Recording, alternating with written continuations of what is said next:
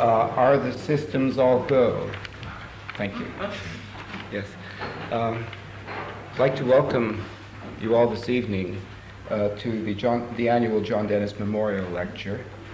You may know that John Dennys trained at the school and was further involved for a period of some 27 years as a teacher, a council member, and eventually president. In the difficult days of 1970, when the school faced closure, he was dedicated to the ideas established in the A's educational tradition, and on his tragic death in an accident in 1973, his family and friends established an annual visiting lectureship in memory of his interest in education. There are 3 trustees of the fund: Michael Tree, Nigel Farrington, his partner, and Nicholas Dennys, his son. Previous speakers in this series have included, amongst others, John Habrocken, Anatole Kopp, Maurice Kulo, John Hayduck, Peter Eisenman, Paul Krishna Doshi, Richard Meyer, and Frank Geary last year. Peter Cook is going to say a few words by way of introduction for Sverre Fehn, who is our speaker this year. Peter.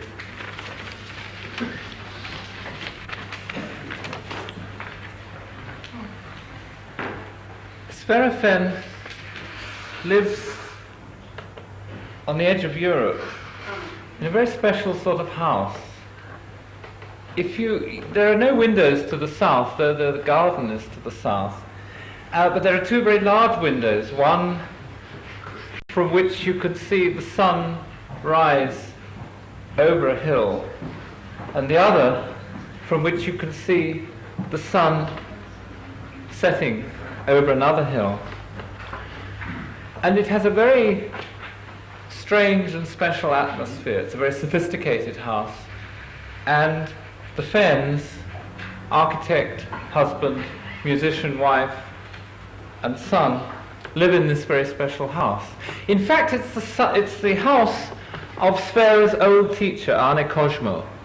And those of you who understand the curious ways in which 20th century architecture was almost a special religion in Europe will understand the very curious situation of a strong and definite architect choosing to live in the house of his teacher.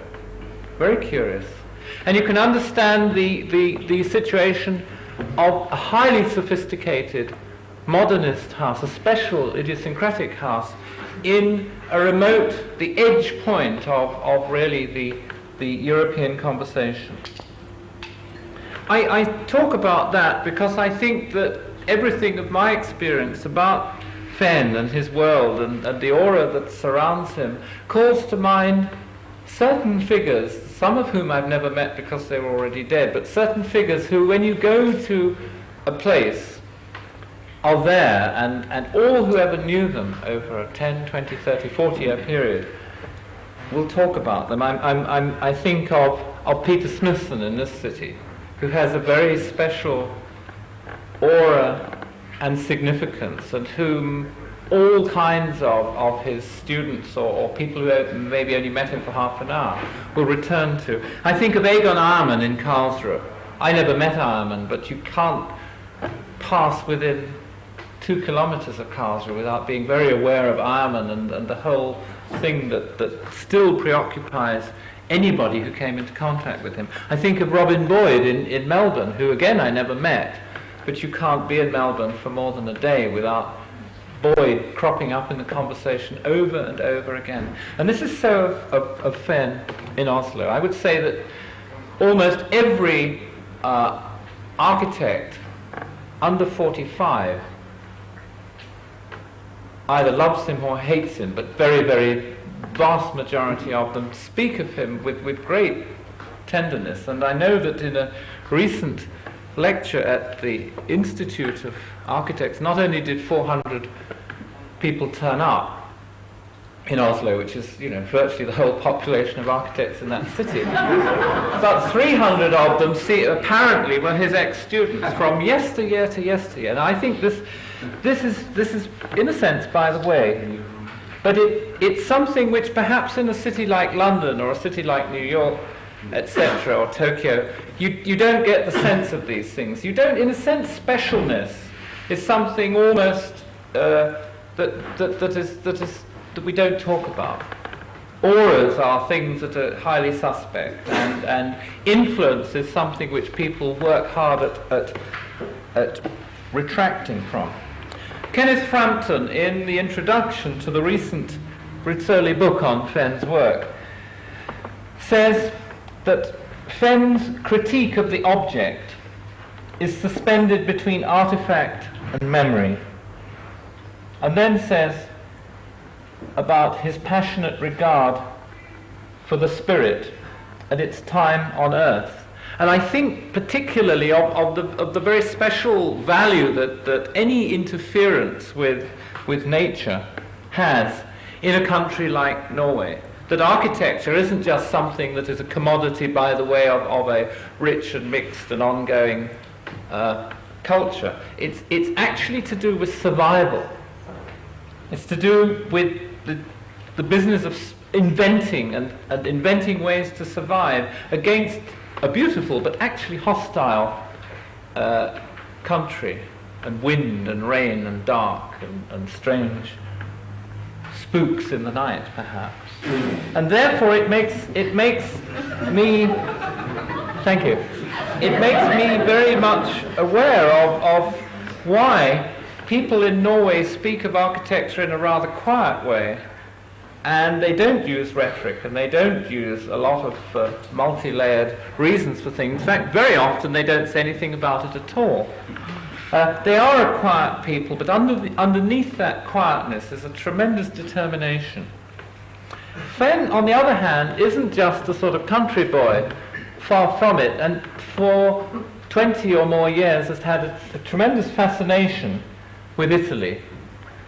Not only his little stories which crop up in the book about Palladio, Palladio crops up in his teaching over and over again, and he insists, as it would seem, on his students visiting the Palladian villas year by year by year. Also the fact that his first major building was curiously made in Italy, not in his home country, the pavilion in the Venice Biennale. A kind of calmness of the man from the north against the hype of the Venetian architectural conversations. But the other thing which is nice, I think, was his friendship for some years with Carlo Scarpa in the years before he died. And I remember another little Fehn story about Scarpa being amazed that there were even architects in Norway at all. And when you think about Scarpa and you look at Fehn's work in the rebuilding of part of the historical museum in Oslo, you see a very direct connection, a connection of technique, a connection of combining technique with materials, and a discriminate sense of the theatre of historic objects. But much more, one thinks again of Scarpa when you see Fehn's most important building, and there's no question of this, which is the Hamar Museum. But the other thing about the Hamar Museum is that it suddenly calls to mind Zaha Hadid. Now, how does one make that jump? Because you look at that ramp, you look at there's suddenly a heroic, vicious even, exciting, curious, angled thing that happens. And I've spoken so far of Fehn and his scene in terms of quiet, pitting your wits against nature. But suddenly in the Hamar Museum, you have a kind of attack situation. You realize that this quietly brooding animal has teeth and claws, and that he is in fact, despite himself and despite his culture, in the heroic tradition of 20th century architecture.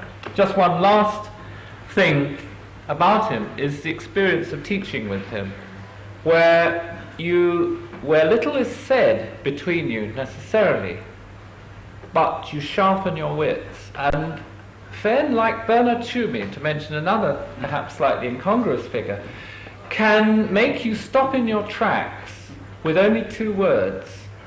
I also hope that he will do a little bit of drawing this evening, because it's a very essential part of his persona. Thank you.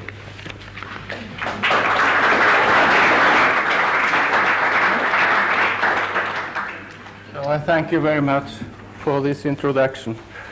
And I am also very honored by being here tonight.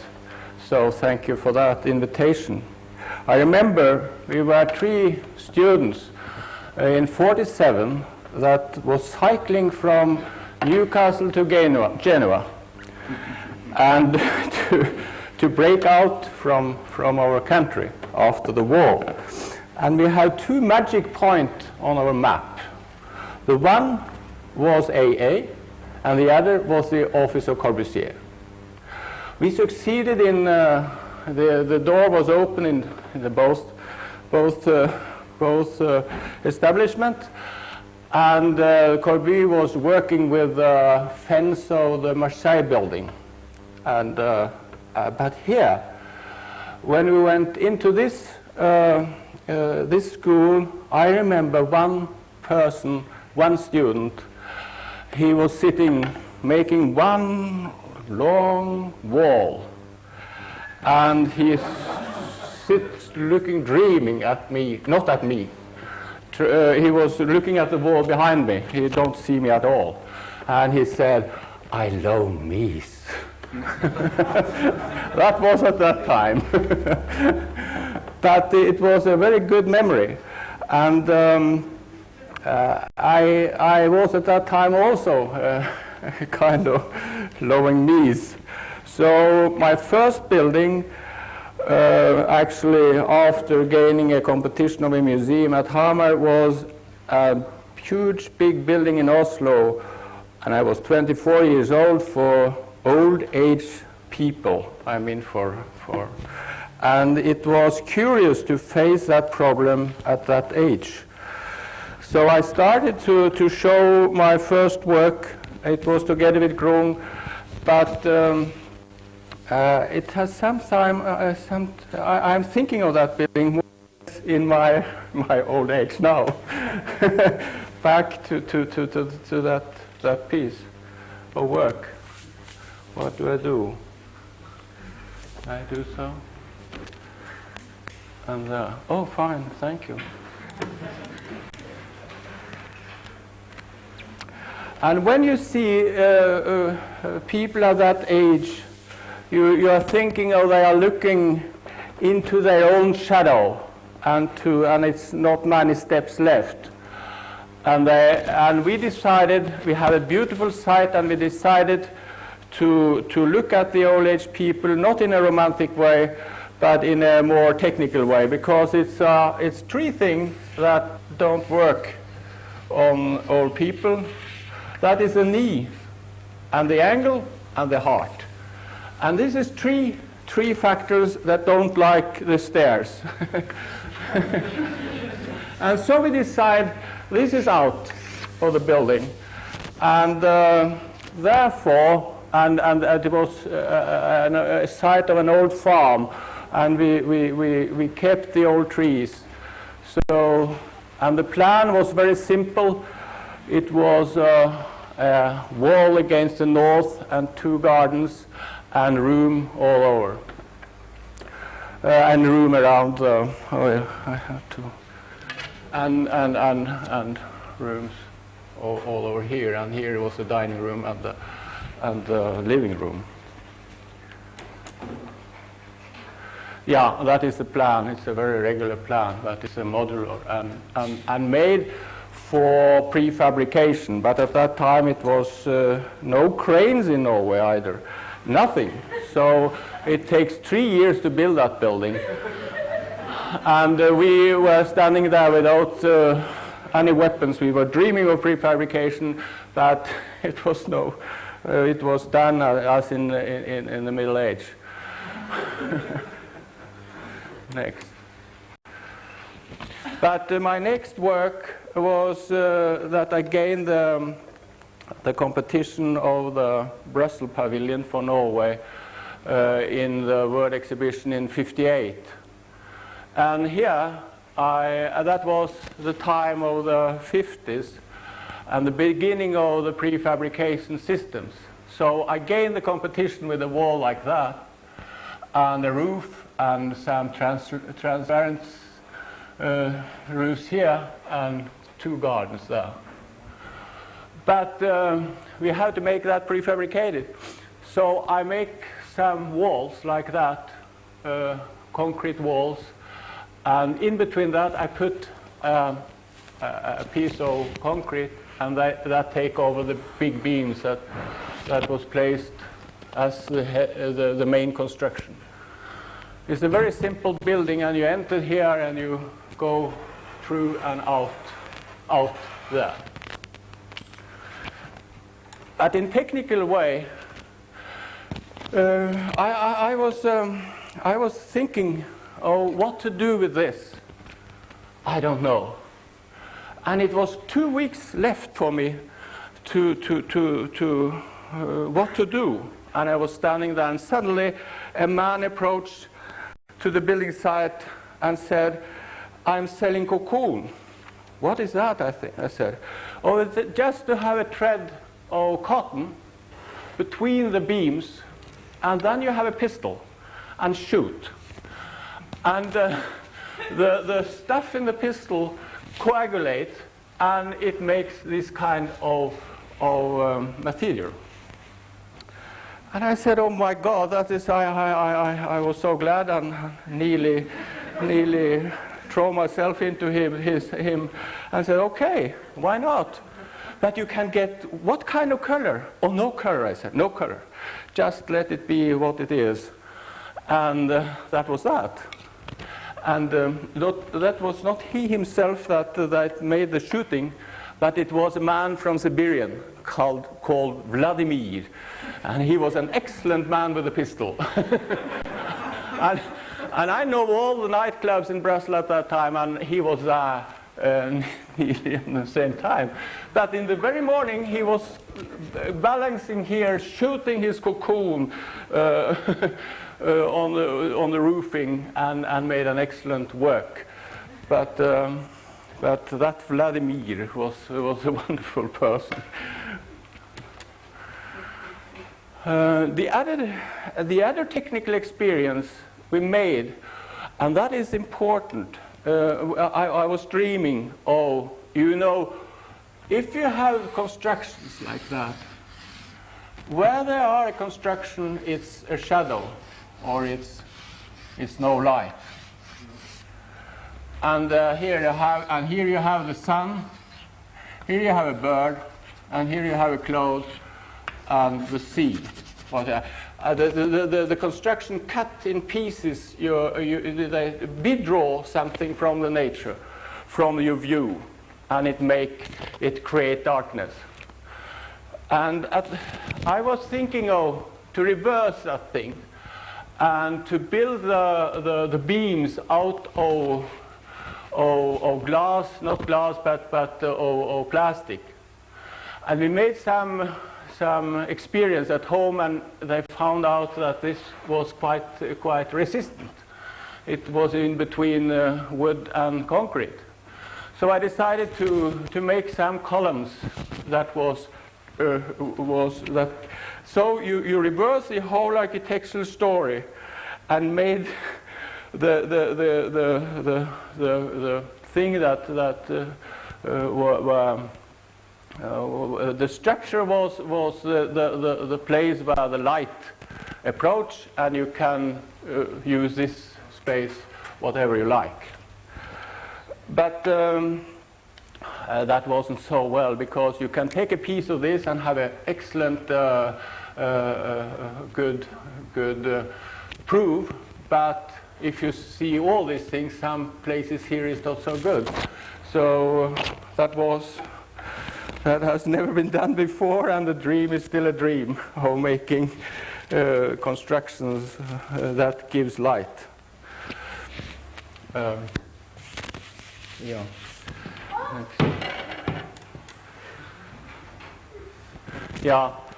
And we made this out of wooden beams like that, and I call this a very lazy construction. You just have a beam and support it like here. And the only thing that was interesting was that it was a little 0 point here that made it a little interesting, but it's a very lazy way of handling construction. I will tell you a little about that later on. But it was a story about light, because we have three qualities of lights that hit the object. That was that under the cocoon roofing, the one in the gardens, and the other one under an ordinary roof from the side. So it was three kind of light that hit the glass object or the thing we exhibit.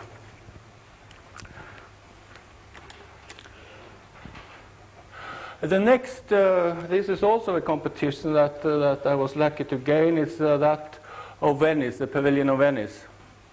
And it was a story of, what is, I can make it little. Is that better? Yeah. No. That's the story about some trees and the sun. Because the Biennale in Venice, it's the only garden Venice has. So they are very careful with all the trees. They was forbidden to cut the trees. And we had to build a building on the spot where we have some beautiful trees, and especially that one was a strong, beautiful.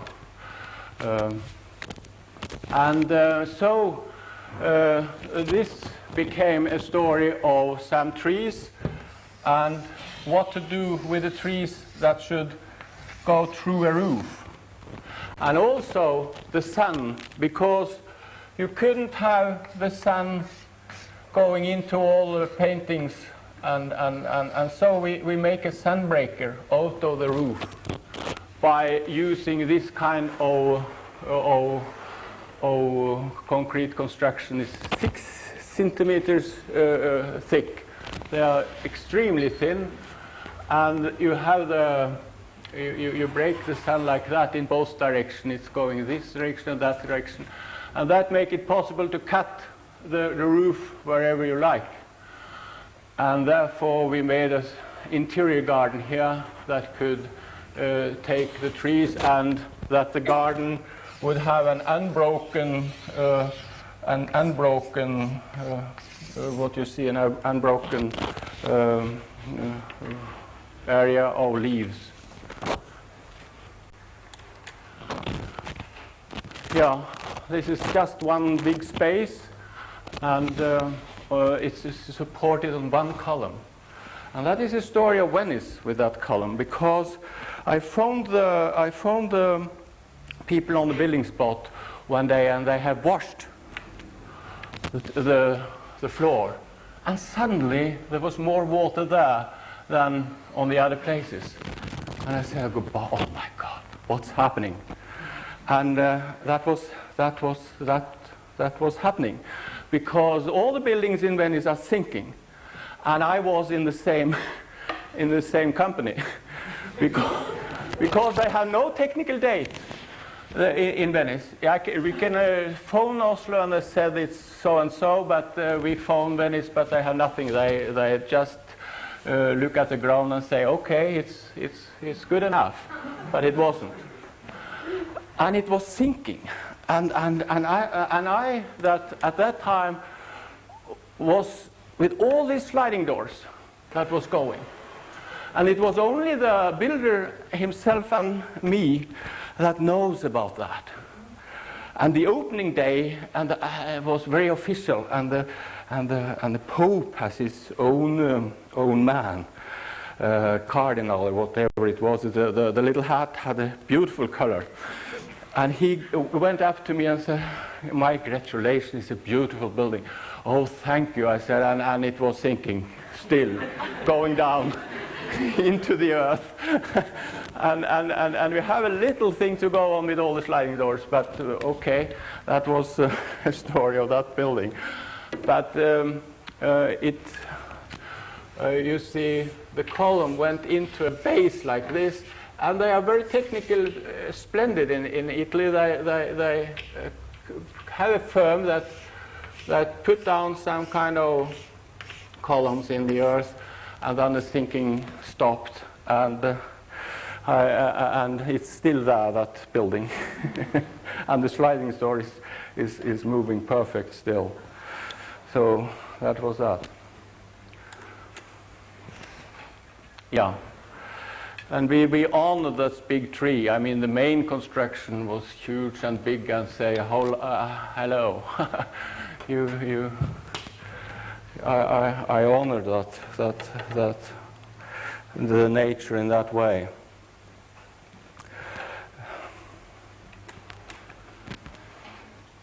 So back to Oslo, and now back to Norway. And Peter said that we were a country with no light, and I agree. It's a country where the snow is covering the green grass in September. And you see, the only thing we have on all the time is that little lamp. That is burning all the time. And in that way I was thinking of how to make a house in Norway.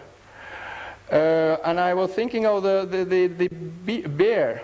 I mean, that is an animal that where there is summer all the time. Because when winter arrives, that little creature is going into a cave and fall asleep. And next spring he is out again. And the sun is shining, and it has nothing to do with this world. So I was thinking in the same way. Why not make a house that have kind of caves that you can work in a house like the bear. You can hide yourself from what is happening outside. And that was a house that was built in Sweden. And my first sketches were that you go into that, and here you can stay in the winter and moose out in the spring and say hello. But I turn it around, this niche, these caves, and make it in that way. And we have a room in the middle with all the kitchen and bathrooms and so on, and the sleeping room, the living room, and the room for the children there. And we get a mechanism of one room that could be to be created into 9 by sliding door from here to there. Suddenly you have one room here, and the service for the bathroom, and so on, direct to the sleeping place.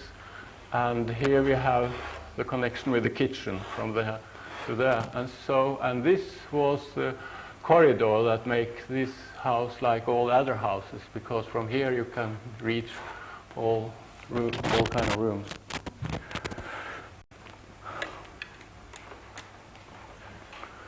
And and in that way you could play with the light. And what you play with was the sliding doors. You could completely hide from what's happening outside. Not by curtains and any other thing, but the house itself on that mechanism. And you see how it works. I have the luck to draw all the furniture and all the equipment there.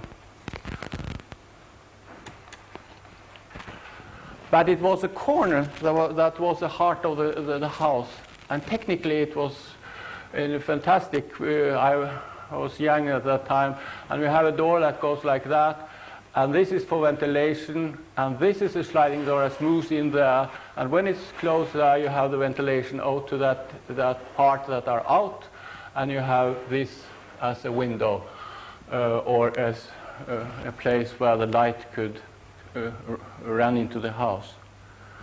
This is where the door is closed and the ventilation is there.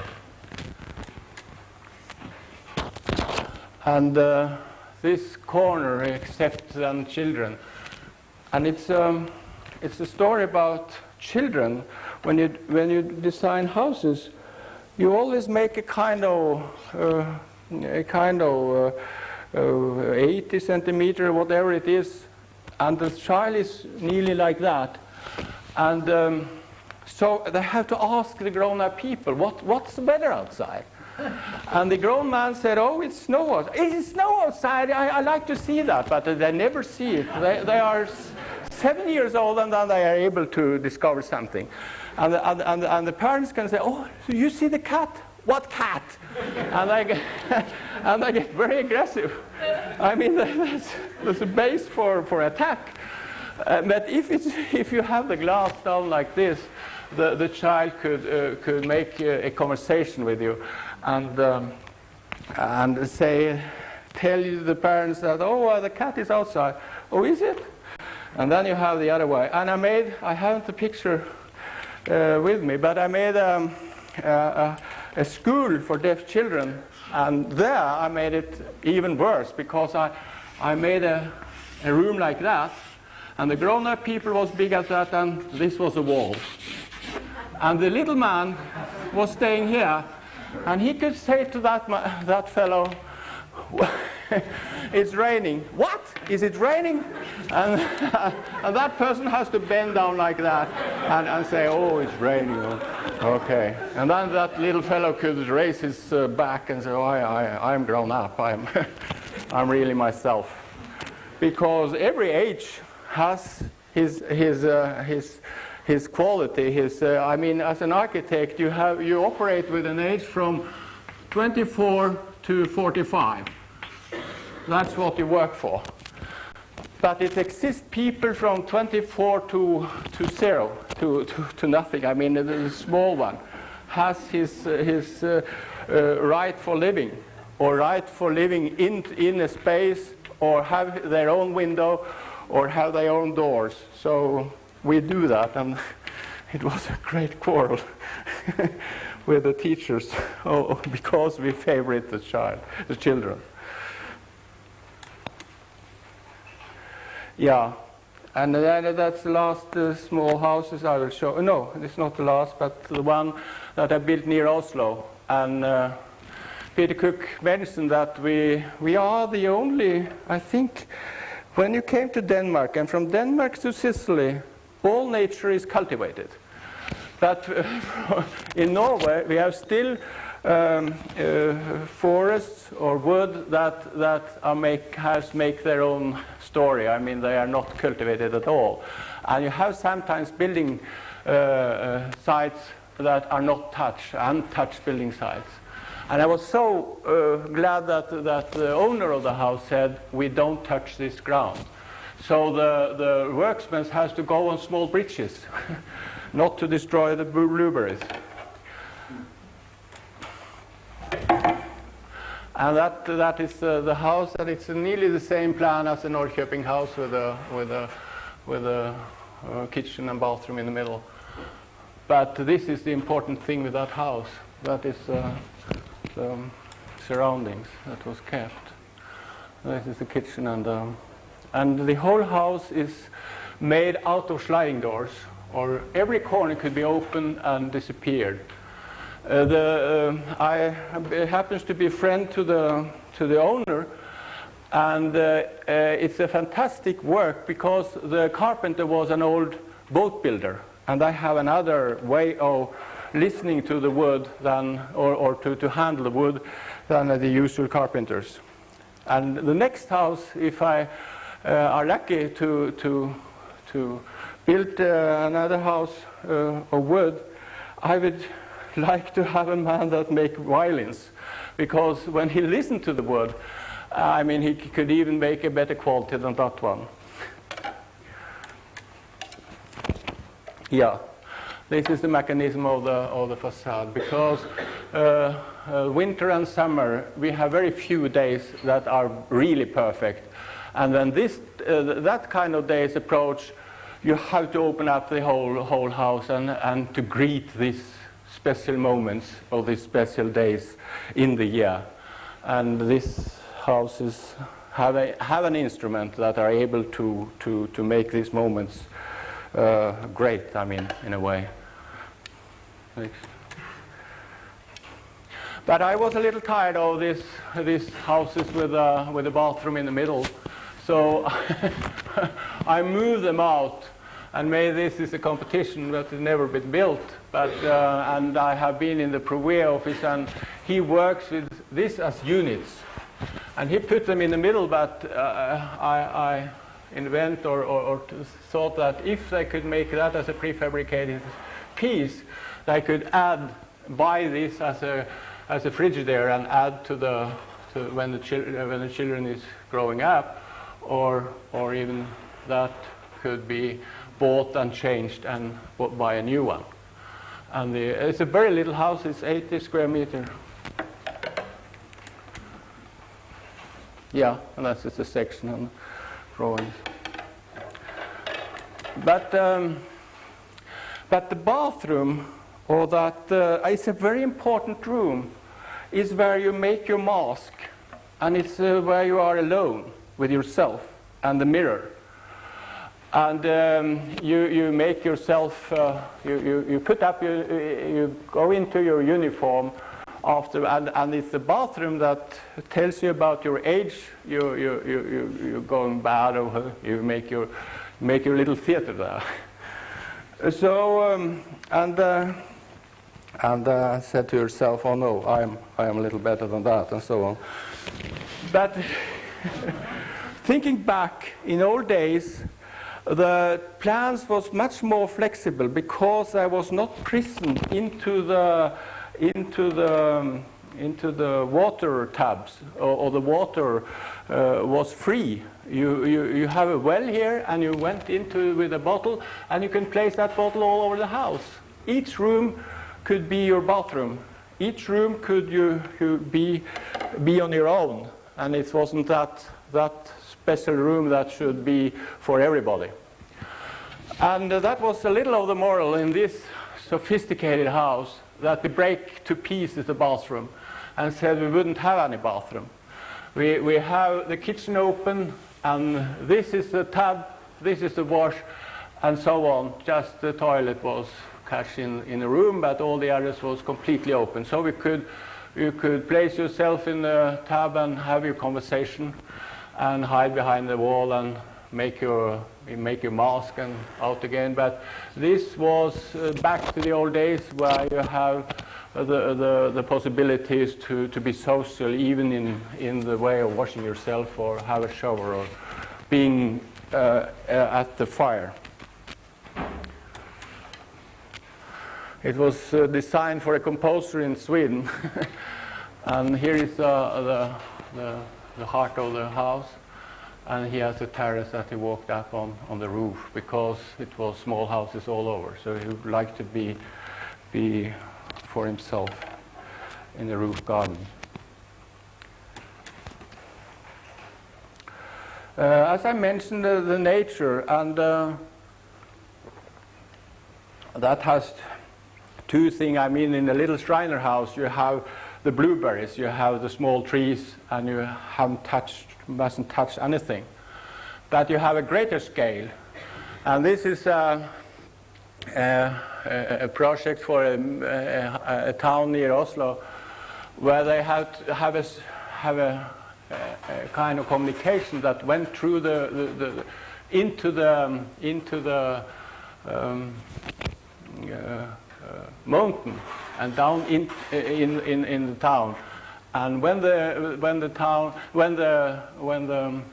traffic went out of that channel, it went out to the very top here. And we made this. This is a kind of architecture that follows the topography. I mean, that is the architect for this pavilion, not me. I said, well, let the building follow nearly completely the design of the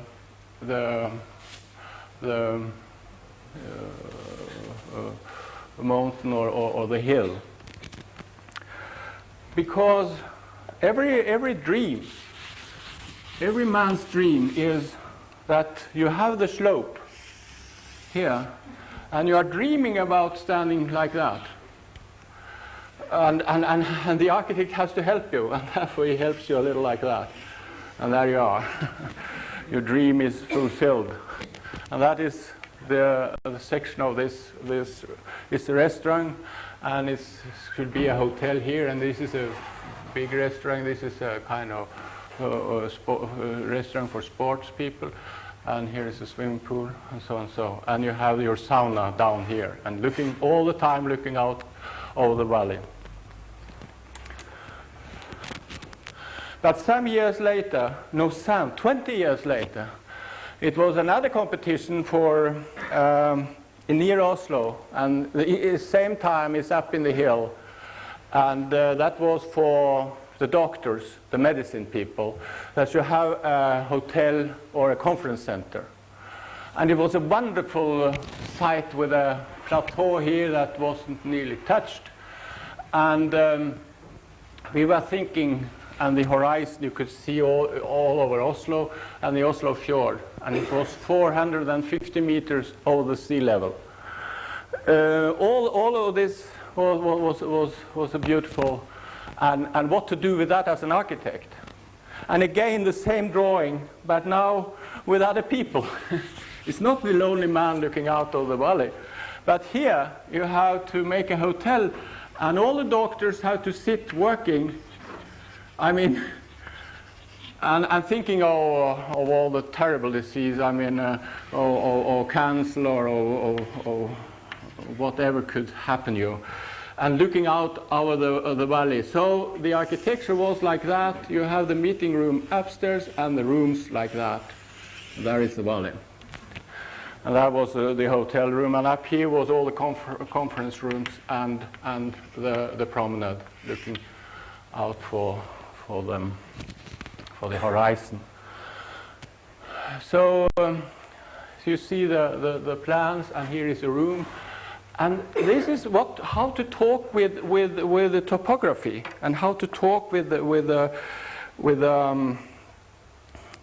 formation of the hill, because the society said to this should be a hotel with 280 rooms. That is the numbers, and you throw these numbers into the nature, and what does that tell you? Then the conversation begins, and the conversation was so precise that we get that line, and when we move that like that, we get 50 room more. We move it a little back, and we get less room, and this is the conversation with the numbers and the nature. It is a wonderful thing, and you can have this point and the other point, and just with a little angle, you have other you could fulfill. I mean, you could make a little bigger program or a little smaller program. That is art. The other thing is that this Plateau Terrace I was talking of the beams that was made in Brussels. Here you decompose the wood construction to small pieces, and the one helps the other one to make them smaller. I mean, here you touch that, and this is smaller, and that is not the whole span, but a little less. And so this is up, and when the snow is coming, it's pressing that down, and this is whipping up.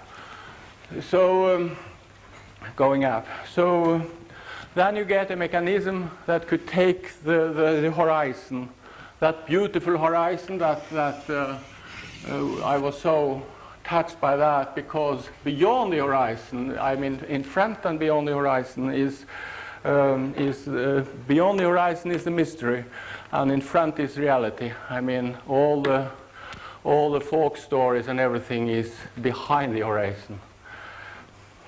Next.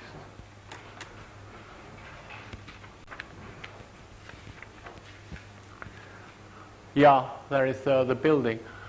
This is the wood constructions just put up onto that base that consists of all the rooms.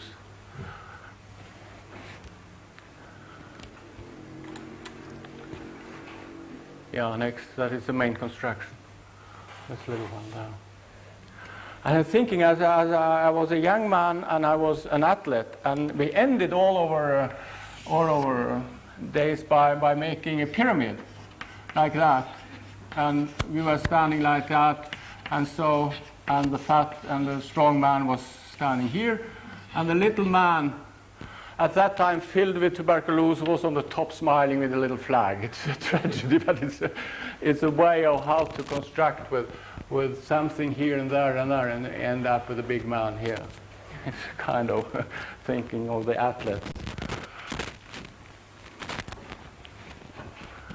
Yeah, no, and facing the horizon and facing the unknown beyond the horizon, you happens to go into the history, and that was a great event for me. It was a great experience. And this is Hamar. It's an old town, and it's the only one that are in the country. All the population in Norway is around the coast. I mean, well, there are some fish and something, but no one had dared to enter into the country. But suddenly it became a little town in the countryside that called Hamar, where the bishop lived. And here is the old town, and here is a church that is burned down, but that is the ruin of the church, and this is a barn that we had to construct the museum. Yeah. Oh. Yeah. I have. Yeah, we can do it like that. And this is the old barn before we get into reconstructions. And the roof looks like an old horse. It was very tired. And and we have to rebuild that roof, but the stones that I say belongs to history in a way, that we could use as it was. We just took off the plaster. And the plan was like that. This has consisted of 20 horses. It was a very big farm. It was so big that it was an owner that was living in London. He has never seen that farm, but he was the owner, and the farm was in the stock market here in London. And he has 20 horses and cows and so on, and built upon the old Bishop Castle. And so that has been a Catholic center, and it has been a big barn for horses and cows and grains. And so I was asked to change the building into a modern museum, or a museum maybe. And what to do? It was a lot of ruins here, and I have still to dig in the earth to find new objects. So I decide to make a kind of hanging, suspending museum that made of bridges, that you enter through here and you walk up like that, because when you are looking at ruins you can't see anything when you are staying on the ground. But when you came up a little, you see the formation and you can see the design of the houses. And you walk up like that and came to the third floor here, or the second floor in English, where it's small exhibitions. And then you go down and into this area that is the Middle Age. And here is a Folks Museum. And the beautiful thing with a museum like that is that every object, everything you display is made at that place. It's created in that light, and it's created by that people that lives around this place. That is very important, I think. Yeah, and here you see the ramp. It's better now, but they have digged here and are finished, you know. And the section is like that, with the ruins, the well, because the battle was not a battle of arrows or bullets, but it was a fight against fire. And so each house has to have a little well, so they could protect themselves against the fire. Next. Oh yeah. Yeah. And it's interesting because it became actually more modern than if you get a site nearby and could start it without all these battles with the old ruins and the 3 layers. Because here is something that happens. This is another period, and that is the first period, and so on. And you have to add very little things to it.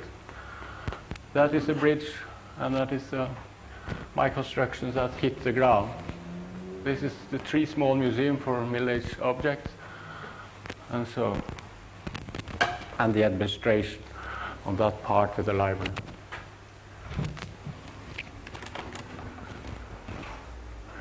Yeah, I have. Yeah, that is ground plan. I have. Yeah, that is correct. And so I said it consists of the Middle Age. That is the Middle Age, and the bridge, and into these small cabins.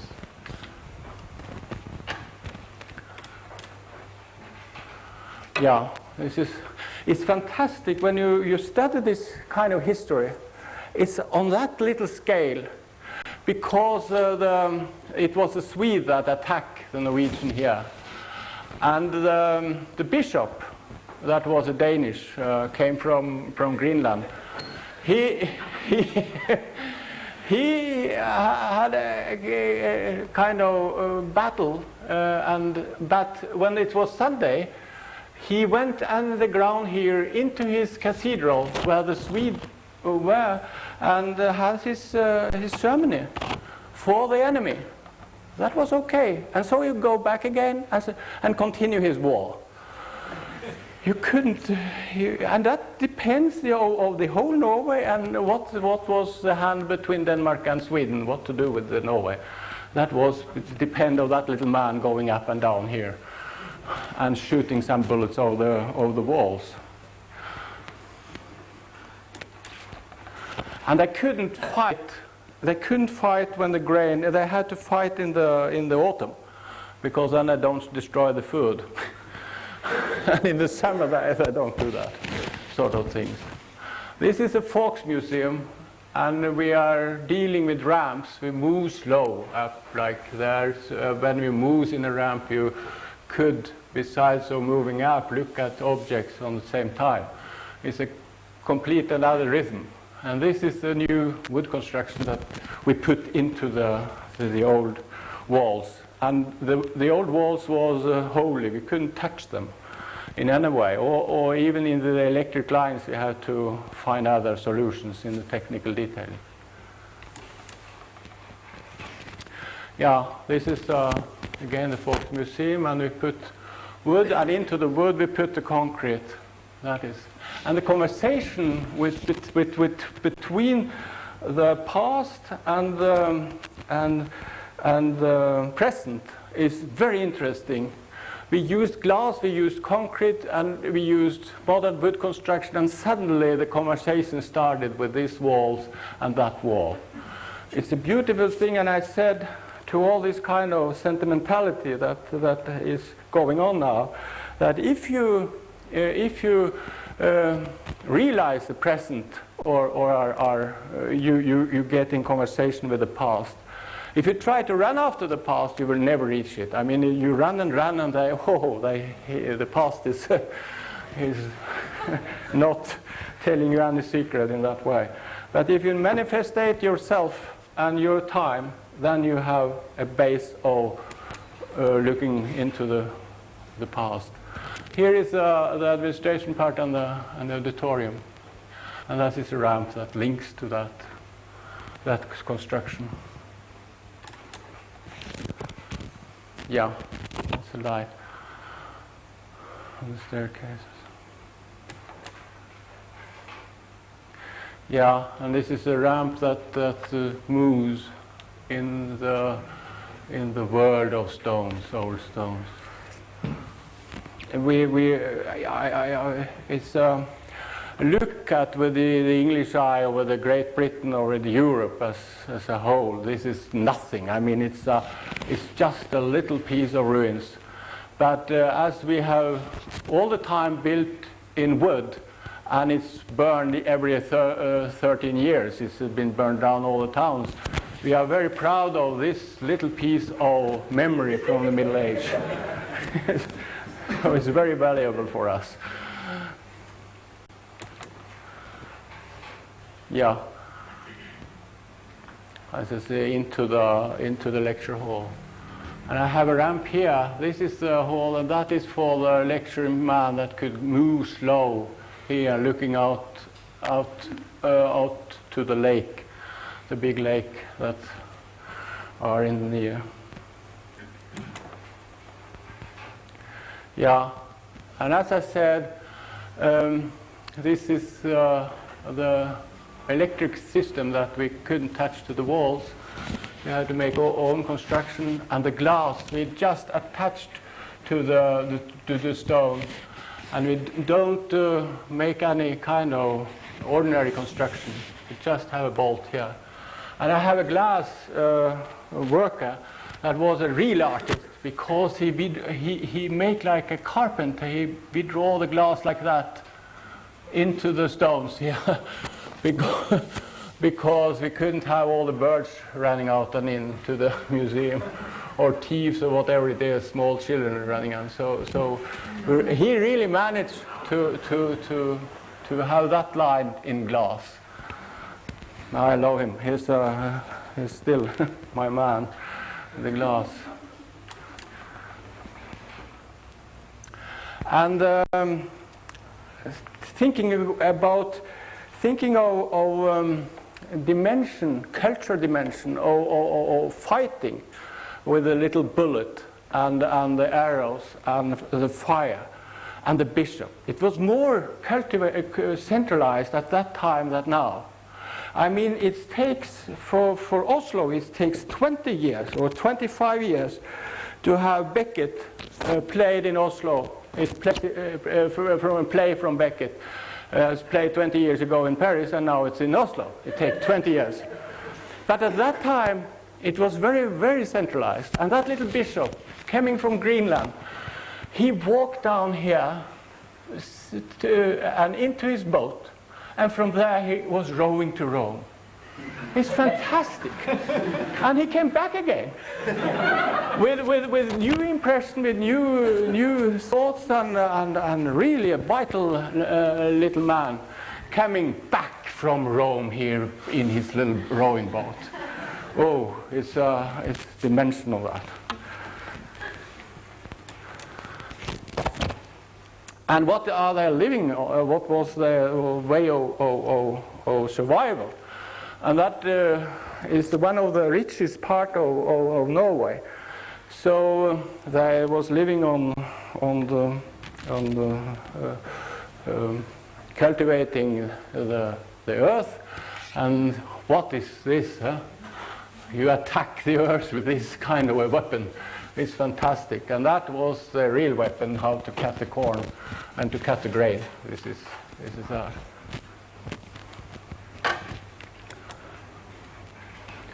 And they have a little too much grain, so they made aquavit, they make liquor, and they sell it. They get exporting the aquavit. And well, how to exhibit or this kind of bottles, they are not quite regular. So we have to invent this little bowl that could take all the kind of uninvented lines. And yeah, that is better, I think. Yeah, and that is how they used. They was drinking the liquor out of such bottles. This is into his pocket, and that is a. I think he belongs to the church. He should be an Angler or something. But he is very, very much like a drinker or something.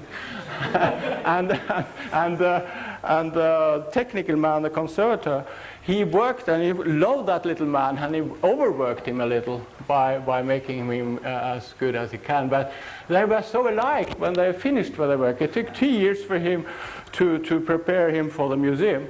And then they were both like themselves. They was nearly the same face on both of them in the end of the work. And there I had to display 4 paintings. That was the whole collection.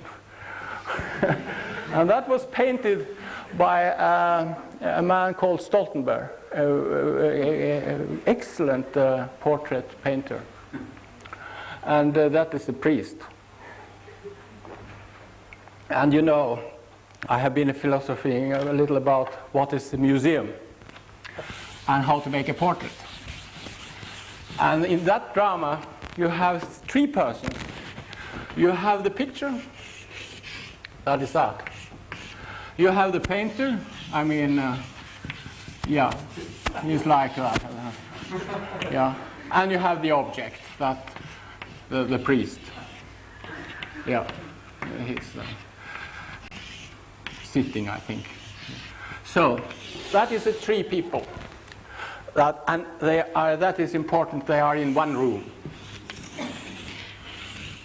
with a light into them. And he creates that man, and he creates him very rough. I mean, I have seen photos of that man. He's a kind man. He's doing nothing, no harm. But this man is not. He is himself a terrible man, actually. Not so kind as on the photos. But what's happening now? Yes, this man is analyzing that man and tell the story here. And so he finished his work, and he disappeared. He is out of that room. And back is the duel between the man that has been portraited and the picture. They have a duel each day. Each day he grew older and look at himself. Oh, that was at that time, and so, and was it like that, and so. And so the function of this picture is to analyze his cruelty or his spirit in a way. And he must be quite a man to accept the painter's painting if it's a good painting. But suddenly he disappeared. The room is the same, but he dies. What is left? Yes, something happens. If the painting is good, the man that has been painted, he disappeared nearly. He is not coming back anymore. But in that door is coming the people that understand paintings. That is, this room has become a museum suddenly, and the aesthetic people. Oh, look at that nose, and look at the color. What kind of color is it? Blue? No, it's not blue. It can be another color. It's mixed. Wonderful. And who has painted that painting? It's Stoltenberg. Who was Stoltenberg? And Stoltenberg was a man. He is famous now in Norway, but he was a man that to have 2 weeks more in his life, he has to sell all his paintings, all his tubes and pencils and so on. And so he continued 2 more weeks, and then he died.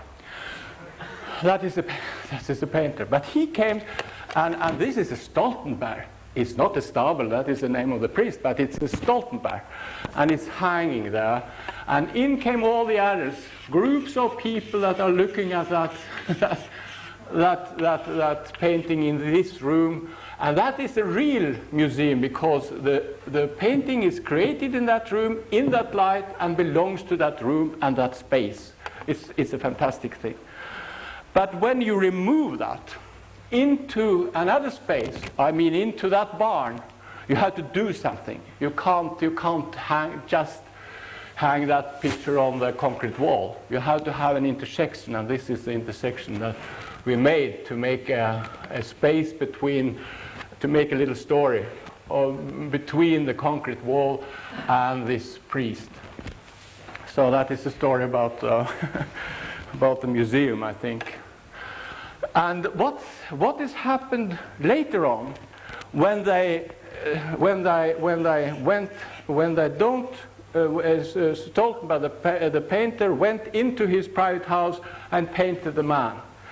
But suddenly, the painters made their atelier, they made their own fabrication, and the building became restless. I mean, and the museum looks like the atelier. They have to have a connection because the paintings is made in a special atmosphere with light with the atelier lights and created not to stay in that room and to move around. And the picture are not happy enough if they don't try to get a space that are like that in the atelier. It's a piece that are searching for a space. They are searching for space now. Another thing is, when you deal with people that are digging in the ground and finding things, it's a fantastic thing, because when you are dying, the first thing you are losing is your color. The next is your skin. And then is your flesh. And the rest of you is the hard things. It's your tooth and your what you call these things. And some small pieces you wear that are built of iron. The same with a wooden house. The wood is like that, it disappears with the ages. But it rests a little piece on the door, and so on. And suddenly you find this little piece of a silver finger in the ground. And it's a fantastic object. You think about when you dig, you find just the hard things, but suddenly you find this kind of thing, and it's an old man's finger. It has been used here. I mean, it's been touching thing all the time. And what is your job as an architect? What to do with these things? You have it in the ground, and you put it up and up, and what to do? How to stop? Then you have to stop, because this object has to meet the new light. And we started, and there we stopped with the finger into the new light. And Peter mentioned Scarpa, and I admire him very much. But what kind of stories he made between this point and that point? It's full of marble. It's iron. It's concrete. It's a fantastic story to carry up a piece like that. He invents, and he what to do to meet with the object, to meet the new light, or to meet the new reality from the. Yeah, and that is the bullets. And what to do with bullets? That is to exhibit it as calm as possible. And I am, because the tragedy in the war isn't, when you have a duel, I mean the Barry Lyndon by Kubrick was fantastic, because it described how a duel is going on. And when you have the box with the revolver and the bullets well prepared, and you open it, and the people that should shoot on each other, they break. In that moment they break. But when that is over, they are shooting at each other. The whole thing is over, because this is the silence before the war is broken out, that are the very moment. And therefore we make this exhibit of these stone bullets like that. And as a museum man, you don't like this key and all these things, so we made a kind of secret system here, very primitive, but the assurance company accepted it better than having a key, because all the thieves can operate with keys, but they don't know about these things. And table.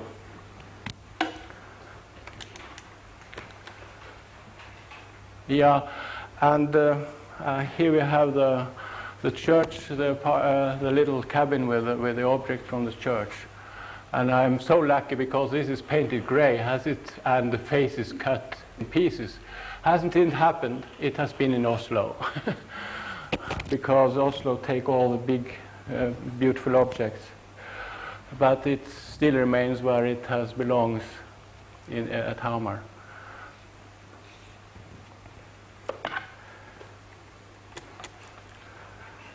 Yeah, and that is another museum, but it's in Oslo itself, and it's between the main building in Oslo. This is the old university building, designed by Grosch, or Schinkel is the man behind it, and the other buildings is National Gallery and the Historical Museum here. And the plan was to extend these two museums to a new museum area in between. And what to do? It's two things that was important. That was to keep the old entrances. All the other projects made new entrances, and the most terrible thing that happens at a beautiful old building is when they made new entrances and lock the main door and said, use another door. So our design was to use, this is the entrance of the the Historical Museum, and the other thing is to keep the city floor in function. So we built a little gate, a little walkway here with an open air theater and going out there, and combined these three buildings with bridges, and that made this walk possible.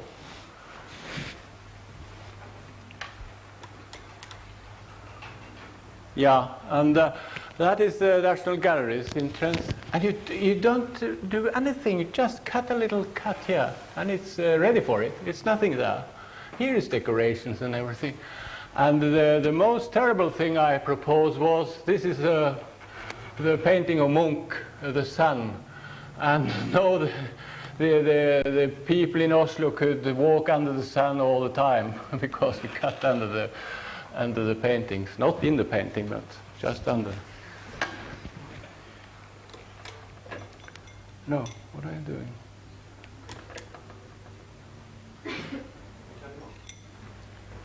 What's that happening? Oh, sorry, yeah.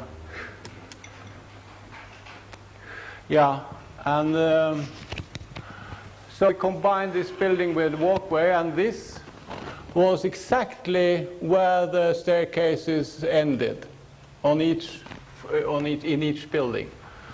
So we have a possibility to have the promenade in a Sunday like this, and you make it a little slope, because then you are not alone in such a place. You see the other one moving up and down. And in that way we also could make small museums here, and the terraces was on very height. This and that one and so on. So they land on bases here and have small museum under there. And they could also decompose the whole museum by making small galleries along this street. And this is the concert hall. And the violinist is going down here into that space.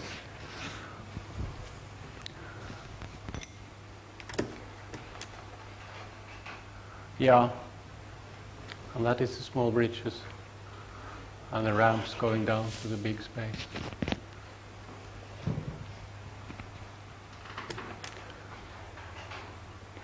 Yeah, and we construct a small, you see the roof construction with the light in the middle here.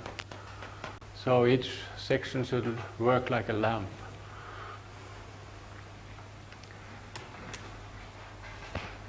Yeah, and we drew this section through Oslo. And it's really the whole town is in this section. That is all intellectual life is on that line. You have the theater cafe here, the National Theater there, and the old concert hall here, and the new structure we add is that little things there, and a famous art gallery there. But what is important in this space in front here, it's that when the old professor should have a lecture in this hall and in this old university building, the architect has been so generous to these people that this is a little slope here. And when he arrived here with his map, with his manuscript, and his heart is nearly on the way out of him, and a breath, he has a little slope, so he is a young man when he ended here and ran up this few stairs and into the lecture hall. Well, there are nobody there. There are very few people there. But he had a little good moment just there, I think.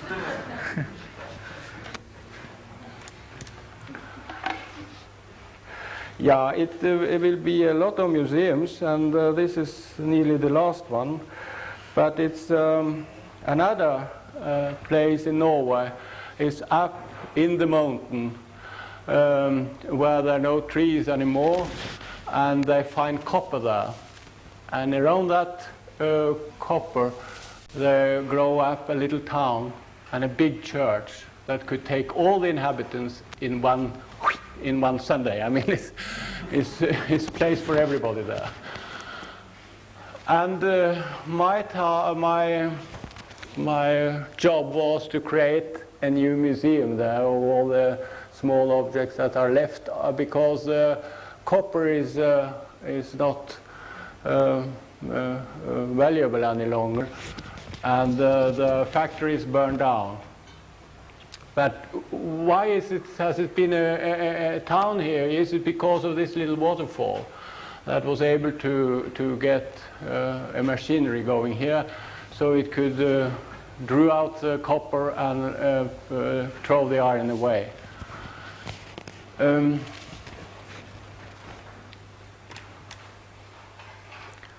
Yeah. No, we should have another picture. Oh, where's that one?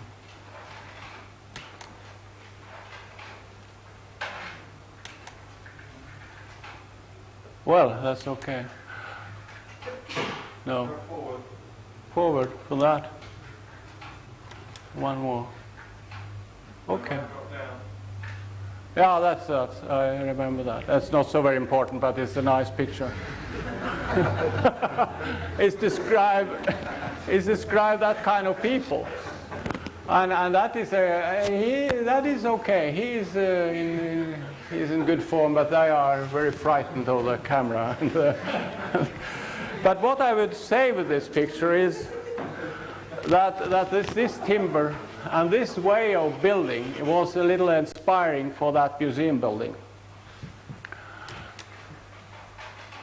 And when you move up in the landscape in Norway, the trees begin to be smaller and smaller, and suddenly it's over when you come up to this kind of landscaping. But when you look at the houses that are built there, they are very small dimension because of the trees that are not of very big sizes. And that was the inspiring for this wood construction here, that we use small, very small pieces of wood on a concrete bridge that we constructed over the river here. You made the same rhythm as the horse with the copper that went into here and was fabricated there, and the people went into in the same way and described the same way of moving as the copper was moving. I mean, the same process was in the rhythm of the museum. And another thing is that when you build in a light like that, you have the snow and the sun is nearly like that. And so you work, if you see a vase pottery in Greek, it's like that. You have the shadow here. There it is. But if you see the same object up in that area, it's nearly the opposite. You have the shadow here. and the light is coming from that direction because the sun is 7 degrees. It's standing in the horizon all the time and hit the ground and go up to the object. So it's a fantastic thing. And the people that create the object created this object in that light. What to do with the building then? You have to calculate with that kind of light, even if it's a snow or it's a river.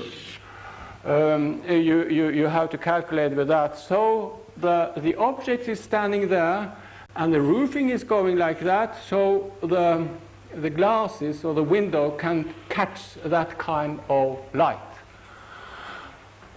And therefore you see this kind of section.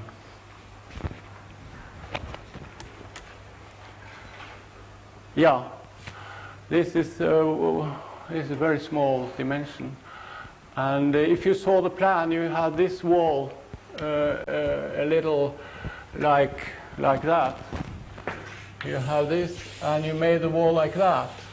And that makes it bigger room, smaller and smaller, and then back again. But it's not as a matter of fact, it's another reason for it too, because I have 2 or 3 streets in the little town, and the streets is made beautifully because it's made like that. So when you're standing here, you think it's a very, very long street with a long distance because it's like that, and are you standing in that position, it's a very narrow thing. You have the mountains nearly on your boots. So we were thinking a little about this way of handling the urbanistic problem in the museum itself. And it happens another thing, that in the big room we have a little light up here. You get enough light, and when you follow that wall, it diminished when the room was smaller. So you have it. It was a kind of conversation with the light and the wall and the street in the town and the people under the earth. This little museum. Yeah, we tried to photograph this in that magic light with the sun on 7 degrees.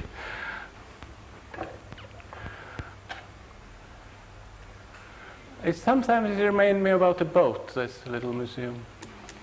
But I haven't thought about that. But there is a boat.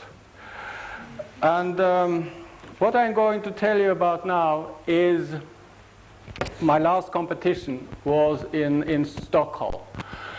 And there they built, it was at that time that Sweden had conquered nearly the whole northern Europe and the northern part of Russia, and they were a people of power. And they constructed a lot of boats, big boats. It's 350 years ago.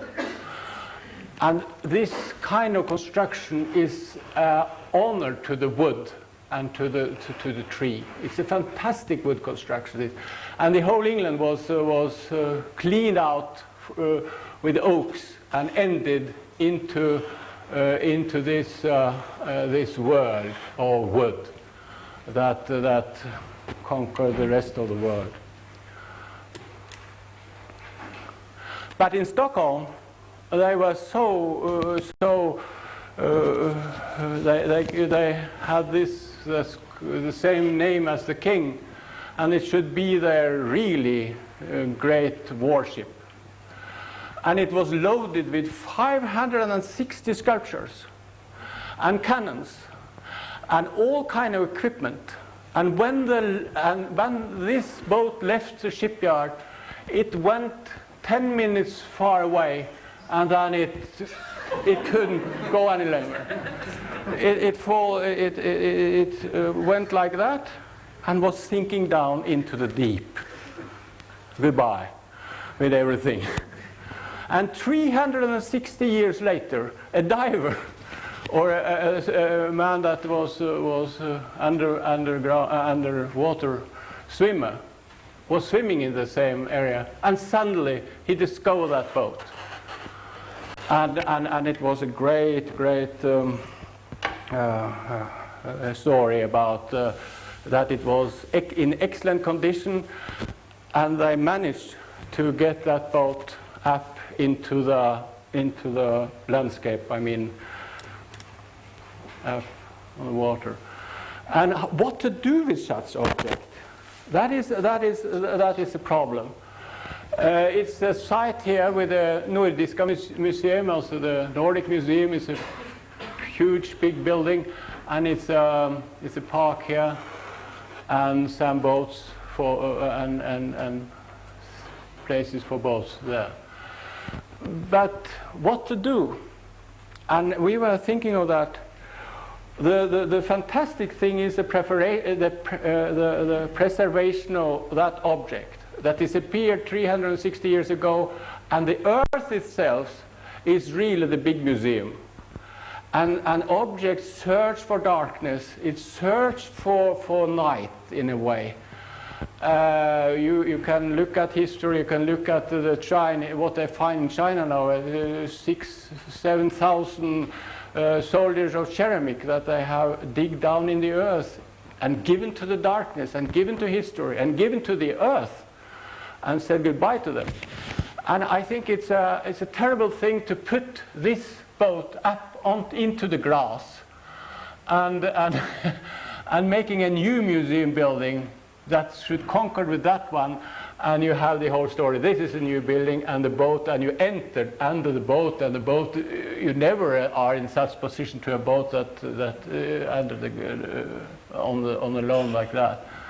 So we decided to have the boat on the same level that it was found 35 meters under the sea level, but put it in an old dock here. And again, we hated to make new entrances, so we used that building as the main entrance also for the boat that is here, and make a museum building in the ground like that, and a walkway into the boat that is situated there. And you just see this little light in the winter, and say, oh, the museum is open.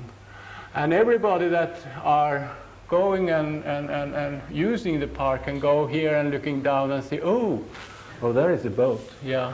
Oh, it's still there.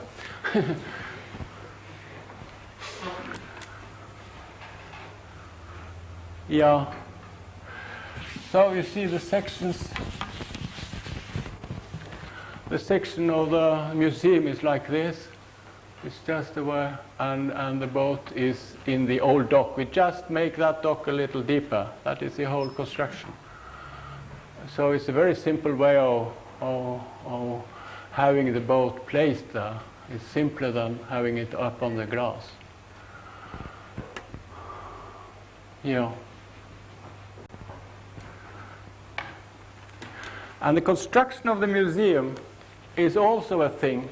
When you use that kind of technique, you have the liberty on this side. It's no building anymore. You can dig in here, and the rooms can be made for the object completely like that. You make a niche for a small object, you can make a bigger thing for a bigger object, and so and so. And it has nothing. It's a secret. It belongs to the ground. But to have architecture, I mean, to have this is earth, and what to do with the roofing? You can't touch that thing. I think it's very. You can't put a construction laying over there. Then the whole thing is destroyed. But you have to have a beam here along that route, that on a column here, and you make a little wood construction here that nearly touches the ground like that. Ay, that is it. And the water is going like this in a little. The water on the glass is running here. And what happened when you are thinking like that? Suddenly, these big beams is becoming the sail, or that is the mast, and the sun has been breaking into that white construction and sending their light into the space and the ground. So you get a kind of conversation with the boat again, and we haven't been thinking of that. We have been more thinking of what I'm saying there than, oh, that is the mast and that is the white sail and so on. And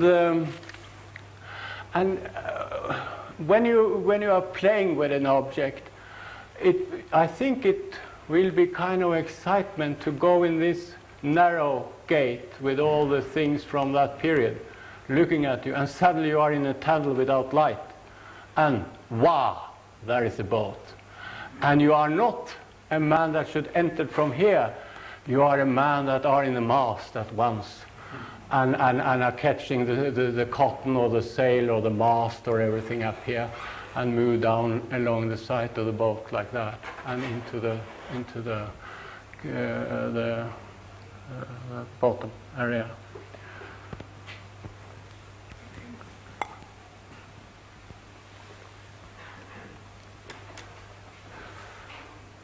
Yeah, and this is nearly my last thing I will show, and that is the Historical Museum. I have had that pleasure to deal with a middle-aged, beautiful object that is placed in Oslo. I get one room in this building that are from the Jugend period in Oslo. And I said to the people, I don't place any object here before you have reconstructed the color in that room, as the old architect has had. Because the museum people had painted the whole room white, and without any nerve and any corresponding with the ornament. So we managed that and get money for the gold and for the gray and white. And this is the state church entrances that they exhibit here.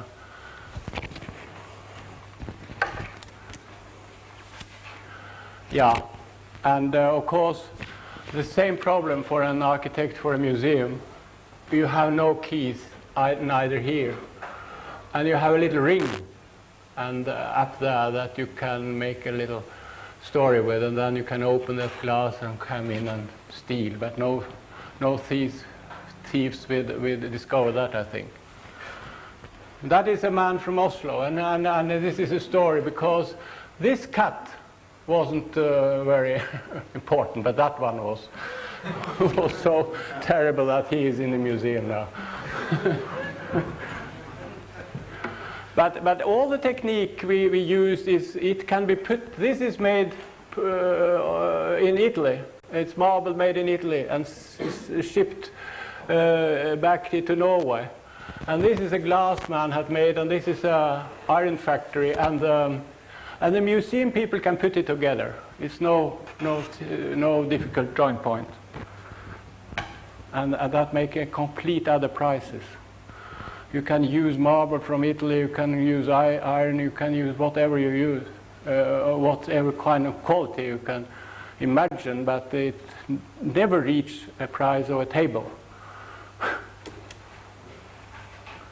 Yeah, here is that beautiful things. This is the state church, and we use steel because that is two things with the steel. The one is that it's differ so much from the wood, and it's had nothing to talk with the walls or brick or so it's something in between this, and it's also remind you a little about the knife. The knife, this little steel weapon that have created this kind of sculpture out of a piece of wood. Yeah, and there is the gold. And I said, we have to build a new museum, they said to me when I entered. Why? Because the room is so ugly. We can't exhibit in this room. I said, this is the most beautiful room you ever have in Oslo, and it's designed by an excellent architect. And suddenly it was repainted, and I said, oh, what a room. Oh, what the lines and so on. And it was very easy to place this little lady. And you think about Norway as a corner of Europe, a corner of civilization. But what kind of a corner? I mean, this is better than Matisse in a way. It's so gently done. And it's done by a little knife in the north part of Norway when we were a Catholic country. It's fantastic done.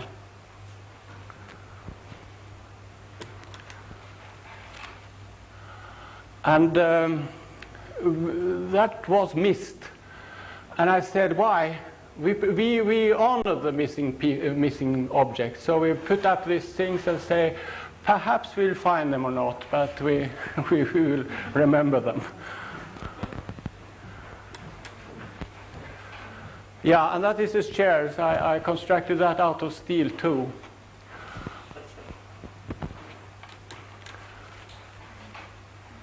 Yeah, and again, we are a civilized country in a way. And that is that person that tells you about that.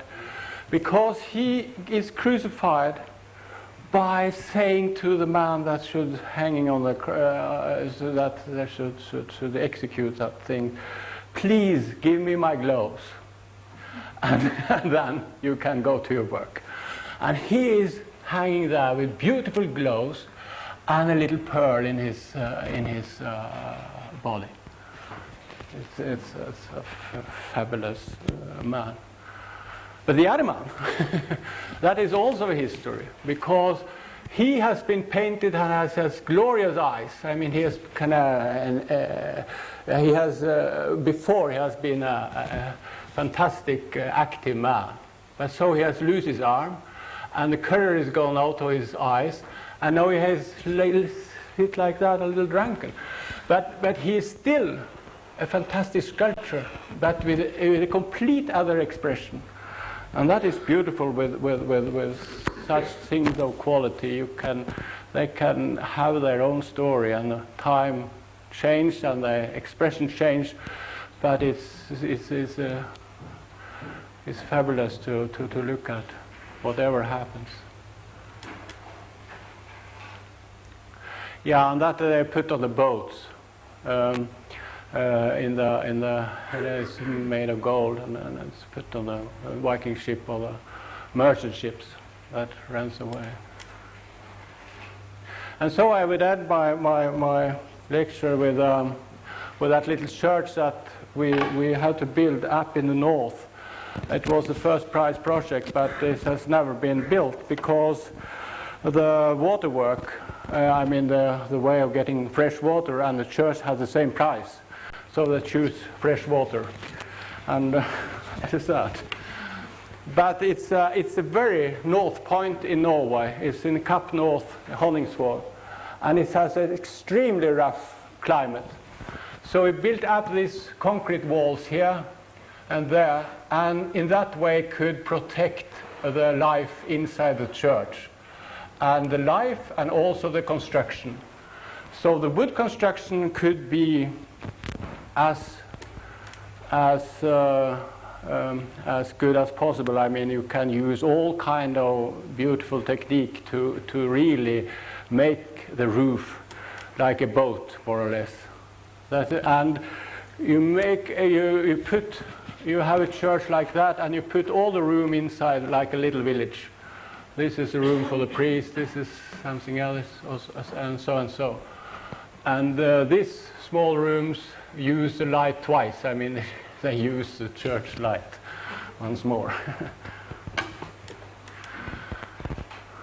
But what I was thinking of, this is a little Viking ship that it's fantastic, because when the engineering people deal with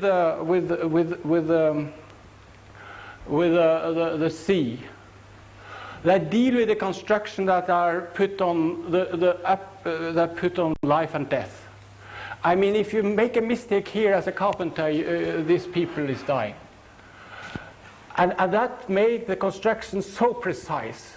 And the challenge to the sea and the waves don't like any straight lines. It's all the lines are like the branches of the tree itself is curved. It's fantastic sections. And in that way, what to do with a fisherman that are out in the sea, and the priest, is a new, he's changed.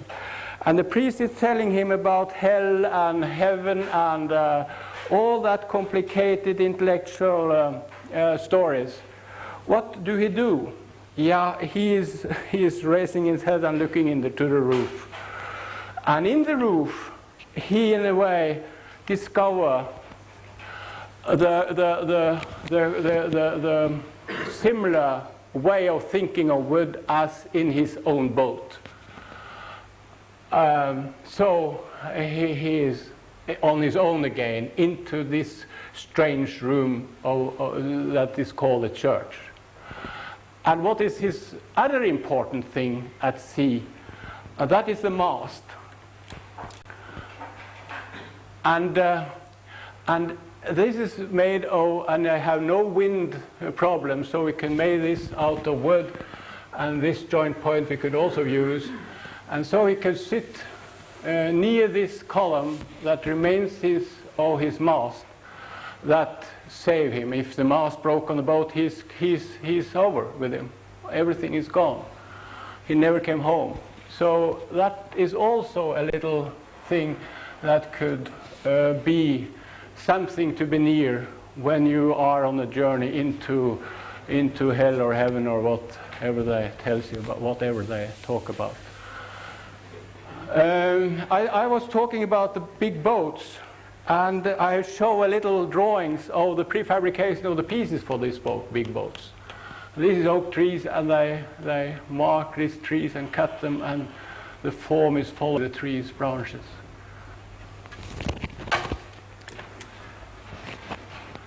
Yeah, and I don't know why I show this picture, but this is from a state church, and that is the part of the roof construction in my church. It's something similar. And again, this is part of the exhibition in Oslo, but it's a wood piece, and this is a column in the church.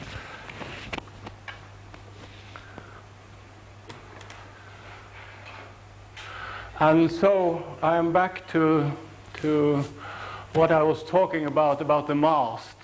And it's something beautiful with the mast, because the mast is the real big construction in the mankind's history, because it's the mast that carry the sails that catch the wind and gave us the globe, in a way, gave us the earth. And yeah. And yeah. Oh, excuse me. No, it's the other one. No,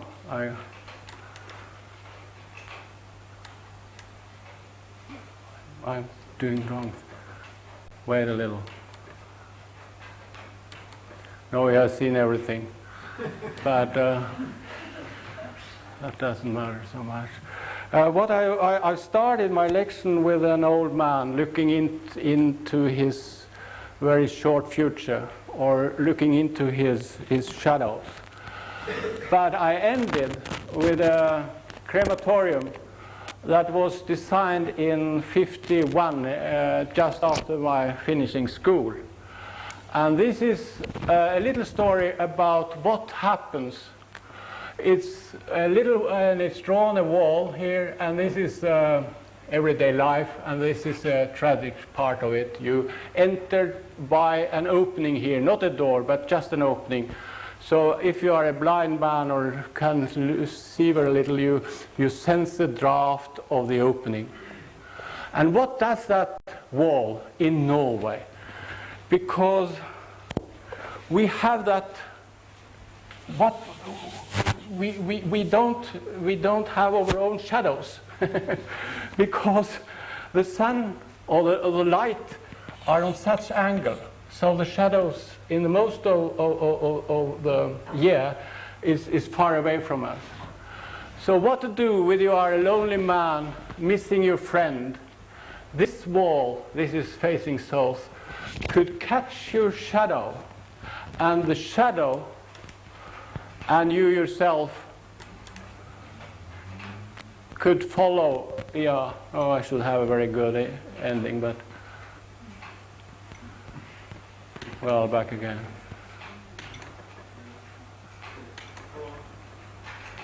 There it is. Okay, that's enough. So the shadow could catch so the wall could catch your shadow, and you are not alone when you follow your friends to the last journey. That is the end of my talk. Is it one more slide?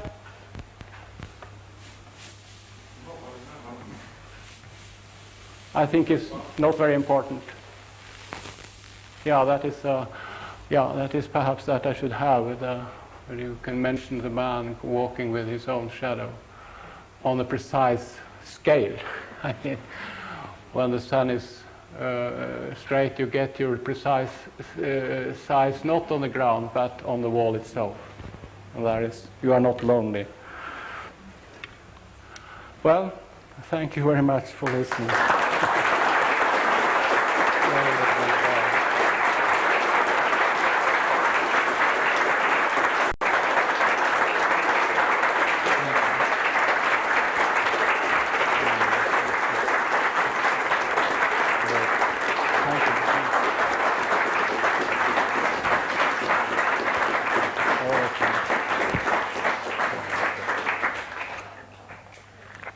Sverre Fehn will be in the building all day tomorrow attending juries as he has been today. And we feel sure that he'll be back in the first week of July, as he has been for the past 3 years as external examiner of the school. We feel privileged to have seen his work, and it seems like a good idea from here on in to invite the rest of our external examiners to put themselves before us for inspection this way. I'm sure that you'd all like to thank Sverre Fehn once again for coming to see us.